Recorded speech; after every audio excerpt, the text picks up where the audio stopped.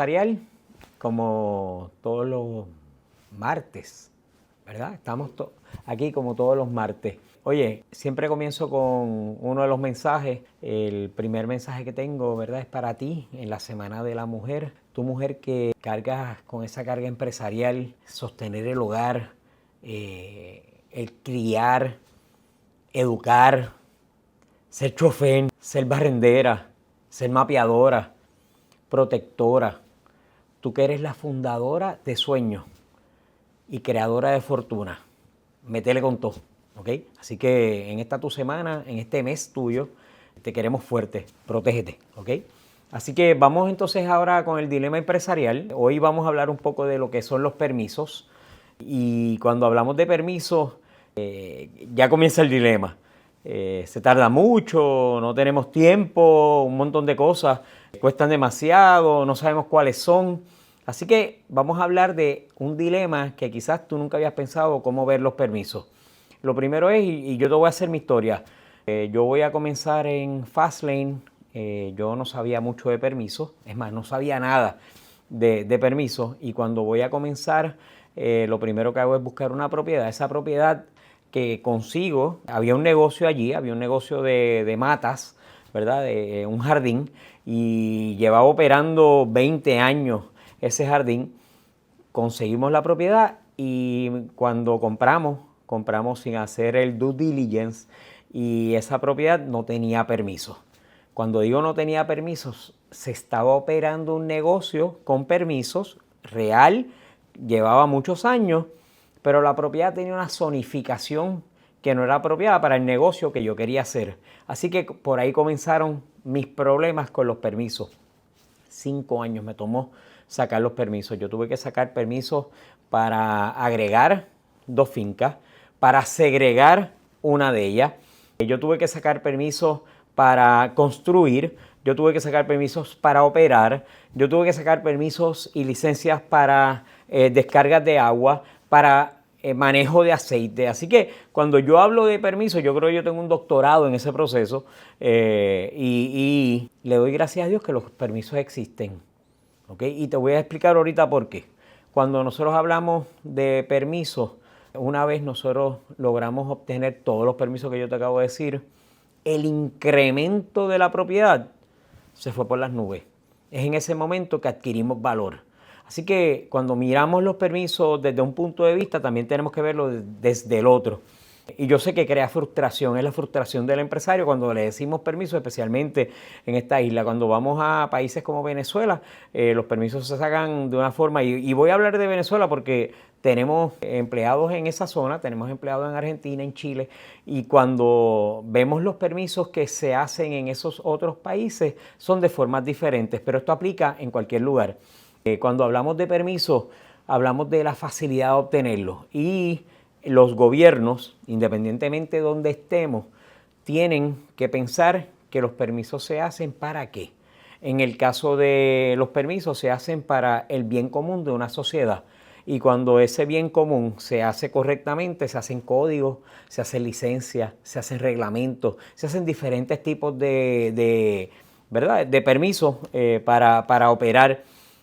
El que se construya una vivienda correctamente, o un negocio, o un comercio, y opere bajo ciertos códigos, reglamentos, también protege a los que están a su alrededor. Así que cuando hablamos de permisos, aunque el obtenerlo, yo creo que ese es el dilema más importante que nosotros tenemos.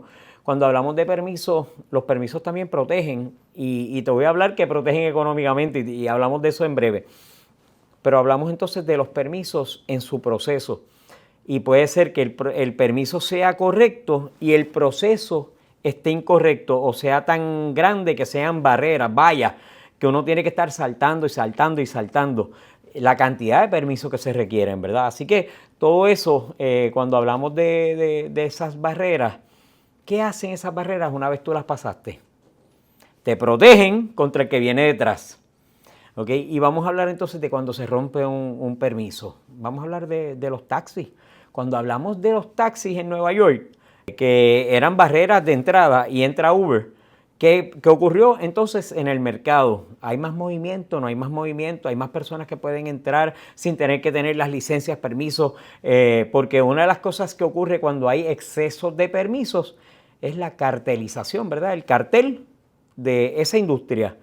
Pocas empresas, se forman hasta oligopolios, licencias difíciles de conseguir.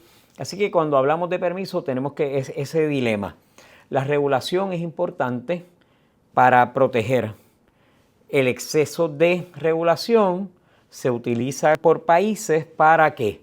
Para que la competencia externa no entre y protejas entonces la entrada de empresas externas a unos mercados particulares. Así que cuando vemos el dilema está en cuán rápido yo puedo saltar y conseguir todos esos permisos, o cuán difícil son para el que está detrás de mí y tratando de competir contra mí. Así que vamos a la otra parte de lo que quiero hablar contigo sobre el dilema. Es más, voy a poner el tiempo. Me queda poco. ¿Qué hacemos cuando el empresario entra y decide no entrar a obtener los permisos? Yo creo que ese es el mayor dilema de todos y no lo hablamos. Permisos son difíciles. Exceso de permisos. Procesos dificultosos, no importa el país en el que tú estés. Y de momento tú decides hacer el negocio, hacer la empresa, montar el comercio desde la informalidad. Y una vez tú entras a la informalidad, ¿qué ocurre con tu negocio? Tu negocio pierde valor. Estás en el clandestinaje.